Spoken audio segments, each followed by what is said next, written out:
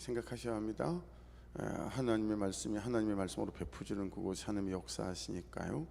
그리고 주님, 오늘 제가 드려야 될 말씀이 무엇입니까? 라는 중심으로 항상 말씀 앞에 저와 여러분이 서야 될 것 같아요. 그 아둘람이라고 하는 것은 피난처, 보호처 이런 뜻을 갖고 있죠. 여러분, 사울 왕은 그렇게 말하지 않았을까요? 아니, 3,000명에다 되는 부대를 편성해서 다윗 한 놈을 잡아오라고 하는데 그게 그렇게 어려워? 당장 그 도망자 놈을 잡아서 내 앞에 꿀려라. 뭐 그렇게 12번도 또 이야기를 했을 법하지요. 오늘 내용을 보게 되어지게 되면 사울 왕에게 다윗은 도망자이죠. 하지만 오늘 본문 말씀에서 도망함의 말라트라고 하는 여러분, 이 단어는 구원, 구출이라는 뜻을 함께 가지고 있습니다. 도망은 여러 가지가 있죠. 죄를 지어 도망하는 사람도 있지만 죄를 피해서 도망하는 사람도 있어요. 그렇죠? 말씀에서 도망하는 사람도 있지만 말씀 때문에 말씀대로 살기 위해 도망하는 사람도 있습니다. 그렇죠? 하나님의 부르심, 하나님의 보내심, 이걸 피해 요나처럼 니느웨로 가야 하는 길에서 다시스로 도망하는 사람도 있지만 지금 다윗은 하나님의 부르심 때문에 도망을 가야 하는 삶이 되어졌습니다. 내 뜻대로 도망하면서 마침 다시스로 가는 배가 항구에 있다고 하여 그것을 빌미 삼아서 다시스로 가는 도망이 하나님의 뜻인 양 나도 속이고 남도 속이는 선택을 항상 우리는 잘 살피고 그는 삶을 조심하고 그만둬야 되겠죠. 자신의 키 크기보다 수십 배를 뛰어넘는 벼룩을 연구하던 과학자가 벼룩을 어떻게 이렇게 높이 벼룩은 뛸 수 있을까 연구하면서 다리를 하나씩 분질러 가면서 연구를 했다고 합니다. 벼룩에 다리 하나를 부러뜨리고 뛰어라고 소리치면 벼룩이 뛰는데 전만 못한 거죠. 또 두 개를 분질르고 뛰어 하는 거예요. 또 펄쩍 뛰긴 하지만 전만 못하고요. 그렇게 하나씩 하고 다리를 전부 다 분질렀어요. 그러니 다 분질러 놓고 벼룩에게 뛰어 그러니까 움찔하기는 하는데 뭐 거의 못 뛰는 거죠.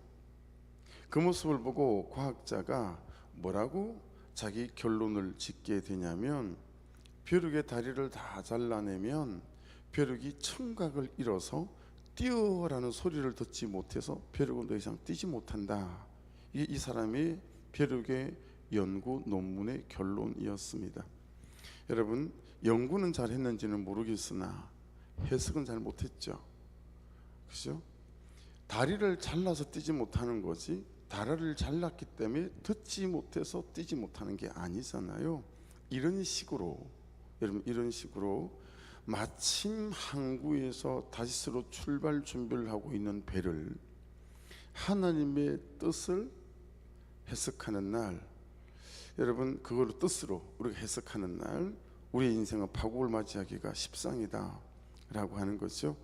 항상 말씀을 붙잡고 우리의 삶의 현실과 상황이 어떠하든 여러분 다시스로 가는 배가 있다고 하여 그것이 하나님의 뜻으로 번복되어지지 않고 말씀을 따라갈 수 있는 그런 사람들이 저와 여러분이 잘 될 수 있기를 주의 이름으로 축복합니다. 지금 다윗의 도망은 하나님의 부르심 때문에 스스로 선택하여 도망가는 삶이 아니고 도망을 갈 수밖에 없는 삶이 되어졌습니다.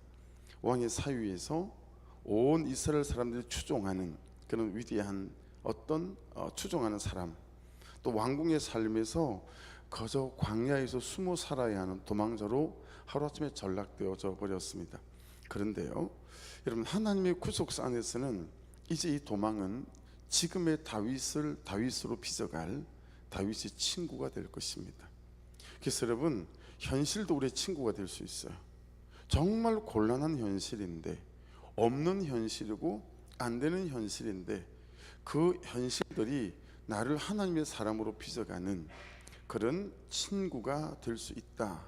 어디 안에서요? 하나님의 구속사라고 하는 이 믿음의 그림 안에서 항상 우리를 사랑하시고 우리를 사랑하시지만 또한 우리가 놀라운 계획을 갖고 계시는 이 살아계신 하나님 안에 우리를 항상 두게 될 때 어떤 현실과 사건 가운데서도 하나님을 빼지 않고 하나님이 넣고 이해하고 해석할 때 여러분 참 안 되는 우리의 삶의 상황조차도 그게 우리의 친구가 될 수 있고 우리를 새로운 만남으로 이끌어가는 그런 기회와 계기가 될 수 있다라고 하는 거죠.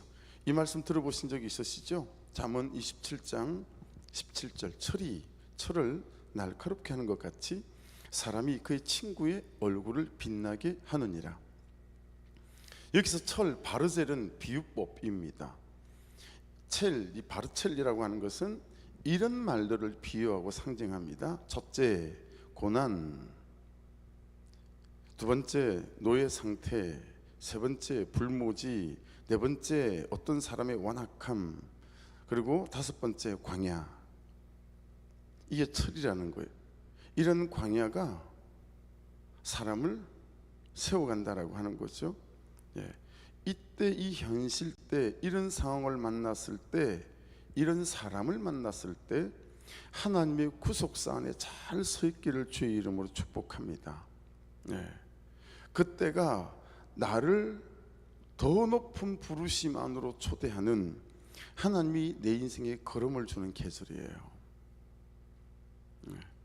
나무들 좀 하초들 집에서 좀 키워 보셨죠? 그래서 여러분 우리 구성전에 포도나무를 제가 2그루를 심었잖아요. 근데 다른 일에 바쁘니까 화초를 나무를 워낙 좋아하고 막 이러니까 제가 어릴 때 가졌던 꿈 중에 하나가 꽃집 아저씨가 되는 거였어요. 화초 막 이런 걸 너무 좋아하니까 꽃집 아저씨가 너무 되고 싶었어요. 근데 뭐 바쁘니까 심어놓고 그름을 대부분 다 못 줬어요. 근데 작년에 전사님이 이렇게 이제 상토 그름 하나가 남아 있는 걸 보시고 목사님 이거 그냥 포도나무에다 부어버릴까요? 이게 큰 거예요. 그래서 예 그러면 좋죠. 그랬더니 그걸 전사님이 통째로 포도나무에다 다 부었어요. 여러분 그랬더니 올해 포도가 얼마나 맛있는지 아시죠? 자소의 강명 찾자. 그 포도 누가 다 따갔어요? 아직도 범인을 못 찾고 있어요. 진짜 너무하셔들 진짜. 우리 성도들이 따은 것 같지는 않아요. 외부에서 맛을 보고 요놈 봐라 그러고는 밤에 살짝 와서 따은 것 같은데 너무 포도가 맛있어가지고 이제 얼마나 애꼈거든요. 아침에 새벽 예배 끝나고 오면서 매달 따먹고 교회 들어오면서 매달 따먹고 이게 너무 맛있는 거예요. 여러분 그름 주고 나니까요 포도 맛이 다른 거예요. 포도나무 자체가 달라지던데요. 여러분 나라고 하는 별로인 이 나무 아시죠? 성경에는 사람을 나무로 비유하는 데가 굉장히 많습니다. 시냇가에 심은 나무부터 시작해서 우리라 사람이라고 하는 하나님의 사람이 나무가 더 극상품의 포도나무로 세워져 가게 될 때 하나님은 철을 우리 앞에 주세요. 바르젤, 고난, 광야. 그래서 그 철들을 통하여 나를 걸음을 주는 계절이란 말이에요. 근데 우리는 그런 철이 오면 다 도망가기 바빠요. 다 도망가기 바빠요. 그때가 정말 나를 더 높은 부르심 안으로 초대하는 하나님이 내 인생과 내 존재라는 이 존재에게 정말 걸음을 주는 계절인데 뭐 저라고 좋겠어요? 여러분이라고 어떠세요?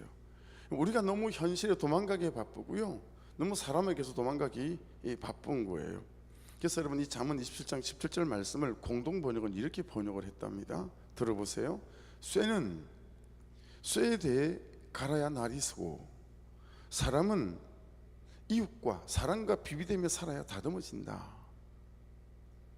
이렇게 번역을 했어요. 훨씬 더 원어에 가까운 좀 번역인 것 같아요. 여러분 우리가 너무 쉽게 사람에게서 도망가는 거 아닐까요? 말 한마디라도 보고 그 사람의 모순된 삶의 태도 한번 딱 보고 나면 마치 그 사람은 몹쓸 사람인 것처럼 어떤 가망도 없는 사람인 것처럼 한 칼에 내 관계에서 싹둑 잘라내는 거 정말 한번 생각해봐야 되지 않을까요? 여러분 사울도 이런 사람이에요. 참고 살면 고통이지만 사랑하기로 하면 내가 세워져가는 하나님이 보내신 절호의 찬서다 라고 하는 거죠. 해서 여러분 혼자였던 다윗을 가족을 불러서 우리가 되게 하죠. 물론 현실적으로는 다윗이 이 가족이 다윗이는 동굴로 온 이유는 이제 다윗을 사울 왕이 반역자라고 이제 부르기 시작했고 3천 명의 추격대를 꾸려서 붙잡으러 다니고 뭐 이러는 거니까 다윗의 가족들도 가만두지 않을 수 있죠. 그런 두려움 땡이기도 하지만 여러분 그 족사 안에서는 다윗을 혼자해서 이제 함께 웃고 웃을 공동체 안으로, 물론 다윗이 자기 가족들을 모압 방향으로 옮기잖아요, 그렇죠? 예, 그러니까 다윗이 나는 죽어도 가족은 살려야 되겠다. 네, 이제 이런 중심이 있는 거죠. 나 때문에 가족까지 다 죽게 할 수는 없겠다. 뭐 이런 중심도 있어 보이고, 그렇죠? 그래서 모든 가족을 모압 방향에 부탁해요. 그리고 자기 혼자 광야에 있는데 이제 이 공동체 안으로 사람들 하나님께서 보내시기 시작합니다. 여러분, 나를 혼자 되게 하는 사단과 잘 싸워야 합니다. 예. 이 사람도 서운하고 저 사람도 서운하고 이 사람도 믿고 저 사람도 믿고, 그래서 혼자가 참 편하다라는 생각이 찾아들 때 내가 사단의 밥상에 올라갔다라고 생각하면 딱 맞습니다. 그리고 한술 밥에 떠서 사단은 우리를 꼭꼭 삼킬 겁니다. 자녀가 넷이잖아요. 6 식구가 살아가니 거지없이 좋을 때가 많죠. 더할 나위 없이. 근데 여러분 어떨 때는 솔직히 그런 마음이 들 때가 있어요. 와, 한번 혼자 살아봤으면 좋겠다, 이런 생각이 들 때가 있어요. 예, 그냥 심신이 고단하고 힘들 때 여러분 그런 생각이 찾아들 때가 있잖아요. 근데 그냥 혼자 있어봤으면 좋겠다, 그냥 이 사람도 싫고 저 사람도 싫고 귀찮다. 여러분 항상 그럴 때는 내가 사단의 밥상에 올라가 있는 때다라고 생각하시면 틀림없습니다. 항상 말씀의 공동체 안에 잘 묶여 있어야 하고, 그리고 기도의 공동체 안에 잘 묶여 있어야 하고, 그리고 싫은 소리 해주고 처방해주는 공동체 안에 잘 묶여 있을 때 우리가 건강한 그리스도인으로, 또 남편과 아내로, 배우자로, 자녀와 하나님의 사람들로 잘 세워져 갈 수 있다라고 하는 것입니다.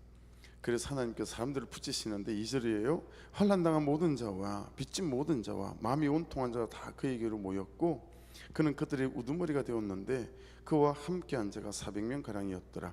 자, 세 부류입니다. 환난당한 모든 자, 두 번째 빚진 모든 자, 세 번째 마음이 온통한 자. 여러분 이런 사람이 반가우세요? 별로 반갑지 않으시죠? 상처가 많은 사람들이 쉽지 않잖아요. 상처가 많은 사람은 오히려 다윗처럼 극복되어져서 모든 사람들의 상처를 품어 안을 수 있는 사람이 되기도 하지만, 근데 상처가 있는 사람들은 또 참 예민하고, 그렇죠? 그리고 아주 상처에 민감하기 때문에 쉽지 않은 경우도 많이 있습니다. 여러분 세 종류의 유형을 가진 사람들이지만 모든 자라는 단어가 붙어 있는 것을 보면 별의별 환난과 별의별 고난과 별의별 상처를 다 가진 사람들이, 각기 다른 사람들이, 상처를 가진 사람들이 모였다. 각기 다른 실패를 가진 사람들이 모였다. 이 사람도 싫어하고 저 사람도 싫어하는 그런 사람들이 모였다라고 보면 딱 맞지 않을까요? 근데 그런 사람들이 400명 정도 모였어요. 밖에서 보면, 겉에서 보면 아무리 떠들어봐도 소망이 없는 공동체예요, 그렇죠? 하지만 여러분 기억하셔야 됩니다. 하나님이 모아준 사람들이고 하나님이 보내준 사람들이었습니다. 할렐루야. 편한 사람 좋아하시면 안 됩니다. 내게 붙여진 사람들을 하나님이 보내준 사람이고 하나님이 만나게 한 사람이고 하나님이 모아준 사람이다. 다윗이 우두머리가 되고 그와 함께 한 자가 400명 되어졌대요. 여러분 다윗이 함께 해준 것일까요? 그들이 함께 해준 것인가요? 핵심은 이겁니다. 다윗이 왕궁에 있었다면, 이런 사울에게서 애매한 고난과 모함을 받지 않았다면 이 사람들을 이해할 수 있었을까요? 이 사람들을 받아낼 수 있었을까요? 그렇지 않았을 거예요, 그렇죠? 왜 중학교밖에 학교를 못 다니고 중학교 졸업하는 날에 학교 다녀오겠습니다 그러고 큰형 집에서 가출해서, 야, 내 인생 왜 이랬나, 저녁이 되니까 갈 데가 없는 거예요. 갈 데가 없는 거예요. 요즘이야 뭐 워낙 뭐가 많지만 그때는 전봇대에다가 붙였단 말이에요. 배달원 구함. 그래서 용반점에 철가방으로 들어가지 않았겠어요? 첫날 가가지고 뭐 첫날이니까 일이라고 뭐 제대로 알지도 못하니까 하겠어요? 그리고 잠자라고 숙소를 올려 보내는데 그 숙소가 그냥 그 식당 홀 천정 위였어요. 다락을 만든 게 아니고 그냥 천정을 배달하는 애들을 재울 데가 없으니까 거기다 그냥 재운 거예요. 못 앉아 있어요. 애인데 못 앉아 있고 엎드려야 돼. 기어 들어가야 되고 엎드려 누우고 자서 빠져나와야 돼. 앉아 있을 수도 없어요. 너무 천장이 낮아가지고. 중국집은 기름 되게 많잖아요. 그래서 아무리 걸레로 닦아도요 그냥 거기가 미끄럼틀 같대요. 미끌미끌해요. 거기 누워서 첫날 밤을 자는데 그렇게 서럽더라고요. 예. 혼자서 누워서 소리 내지 않는 울음으로 얼마나 울었는지. 야, 난 왜 이렇게 된 거지? 내가 뭘 잘못 살은 거지? 뭐 이런 거 있잖아요. 예. 근데 참 지나고 보니 말입니다. 내 인생에 그런 때가 없었다면 힘든 사람들에 대한 내 마음이 이해나 될까? 예. 저한테는 정말 그때가 제 인생에 하나님께서 걸음을 주는 계절이었다라고 깨달았어요. 그런 경험들이 없었다면, 그렇죠? 막 나이트 클럽에서 그 바텐에서 컵이나 막 밤새 닦고 그래 보지 않았다면, 여러분 말씀을 이해하는데 정말 한계가 있었을 것 같아요. 내 첫 아들이 그렇게 죽지 않았다면, 여러분 성도들의 고통과 아픔을 이해하는데 정말 한계가 있었을 거라고 생각해요. 여러분 구속산에 서 있으면 하나도 버릴 게 없어요. 하나님이 우리를 사랑하시기에 그분의 독생자까지 내어주셨기에 저와 여러분들을 세워가시는 그런 하나님의 섭리 안에서 하나님 그분의 통치와 다스림이 날마다 우리에게 있는 줄로 믿습니다. 여러분 그들이 이런 환난을 당했던 사람들이 아니었다면 이 반역자 도망자 다윗을 찾아올 생각이나 했겠어요? 안 그래요? 집에서 잘 먹고 잘 살지. 여러분 찾아오지 않았다면 이들이 나중에 이스라엘을 건국하는 그는 300용사 안에 30용사 안에 세 용사 안에 포함되는 사람들이거든요. 그는 하나님의 사람들이 되었었겠냐고요. 그렇죠? 그런 일이 일어날 수 없었겠죠. 예. 유행가 중에 저를 가장 많이 울게 만들었던 노래는 노사연스가 부른 만남이라는 노래였어요. 우리 만남은 우연이 아니야. 그것은 우리의 바람이었어. 왜 많이 울었는지 아세요? 훈련소에 갔는데 훈련소 다 훈련을 마치고 마지막 퇴소하는 날 아침에 중대장이 우리 중대를 전부 다 연병장에 세워놓고 이 노래를 부르게 했어요. 어쨌든 훈련소에서 서로 맞아가며 기합받아가며 같은 내무반에서 정말 그랬던 친구들이잖아요. 그런 사람들하고 같이 고생을 하니까 금방 친구가 되더라고요. 그랬는데 마지막 날 우리의 만남은 우연이 아니었다고 이 노래를 부르게 하는데 전부 다 그냥 눈물의 바다였어요. 전부 다 안 우는 사람이 없었어요. 훈련생들이. 제가 유행가 듣고 그렇게 많이 울어본 곡은 그때가 처음이었고, 그리고 여전히 지금도 그 곡이 처음이었던 것 같습니다. 여러분,